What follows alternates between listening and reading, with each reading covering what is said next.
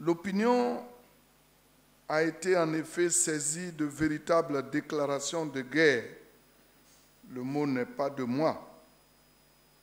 Déclarations de guerre qui exaltent la xénophobie et célèbrent la haine ethnique et tribale. Des déclarations qui tentent de ressusciter les vieux démons dans l'unique but de mettre à exécution le projet mortifère que nourrissent leurs auteurs depuis plusieurs mois. Dans un discours au vitriol fortement teinté de xénophobie et d'indécence, le manque de pudeur et la bassesse morale se la disputent avec une avalanche de menaces et de haine ethnique. J'ai en effet ouï dire tout à l'heure que quelqu'un voulait se battre. Mais se bagarrer avec qui et pourquoi? Non, il n'y aura pas de bagarre et il n'y aura aucune bagarre. Car pour se bagarrer, il faut être au moins deux. Or, le RHDP et son président ne se battent pas contre n'importe qui. Au RHDP, nous nous battons contre la pauvreté, contre le sous-développement. Au RHDP, nous nous battons pour construire des routes, des autoroutes, des écoles, des universités, des hôpitaux, des CHU. La vraie bataille pour le chef de l'État consiste à travailler pour continuer d'élever la Côte d'Ivoire à tous les niveaux et non à la rabaisser comme le firent les refondateurs dont le chef de file est M. Laurent Gbagbo quand ils étaient aux affaires. Le président Alassane Ouattara, c'est le GOAT du développement. C'est une légende et on ne lance pas de défi aux légendes.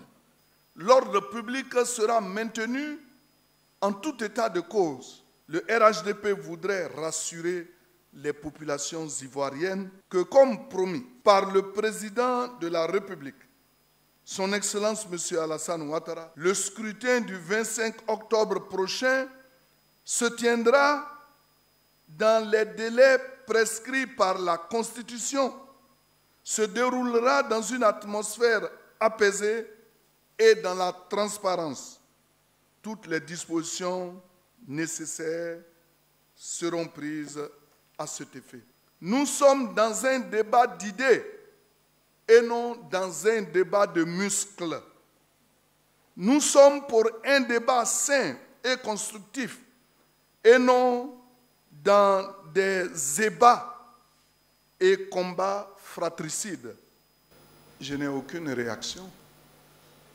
Tout ce que je demande à Séré Eiffel, c'est de prier son nouveau mentor à rentrer au pays. C'est ici en Côte d'Ivoire que les choses se disputent. Ce n'est pas en étant à l'extérieur de la Côte d'Ivoire. Aucun militant sérieux n'a dit qu'il va être candidat. Donc nous, notre candidat, c'est le président Alassane Ouattara. Vous m'aviez posé une question, je disais que quand le président Gbagbo demandait aux autres militants des autres partis de se mettre ensemble pour aller à ces élections et qu'il leur faisait appel, au lieu de tendre la main, il avait fait des coups de poing. Mais donc c'est toujours dans la logique de la bagarre. Merci. Je voudrais vous faire savoir que M. Brendoumi était le directeur général de la sécurité alimentaire et des productions végétales avant que moi je n'arrive au ministère de l'Agriculture. On a chanté ensemble les hauts faits du président Alassane Ouattara. Mais pendant qu'il était DG, il n'y avait pas de problème. Le bilan du président Alassane Ouattara était formidable. Mais maintenant qu'il n'est plus avec nous, voilà qu'il dit que le bilan est minable.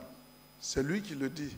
Mais qu'il sache que si le bilan est minable, il y a contribué pour avoir été directeur général, je dis bien directeur général des productions végétales et de la sécurité alimentaire de Côte d'Ivoire.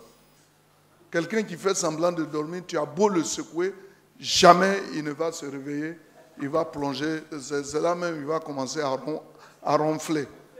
Donc je le laisse à ses idées. Ce qui est sûr, vous êtes là, nous sommes tous témoins oculaires de ce qui se passe en Côte d'Ivoire. Mais d'où vient-il qu'il va être pris en otage? En tout cas, ceux qui sont pris en otage là, on les connaît. Vous avez vu tout à l'heure le discours de Gbagbo. C'est lui, à Gbagbo, on peut dire qu'il est pris en otage. Il est pris en otage. Parce que même pour marcher, il est pris en otage. Quelqu'un qui n'est pas pris en otage là, il ne va pas aller parler comme ça. Et vous avez vu que sa femme veillait au grain. L'otage là. Voilà.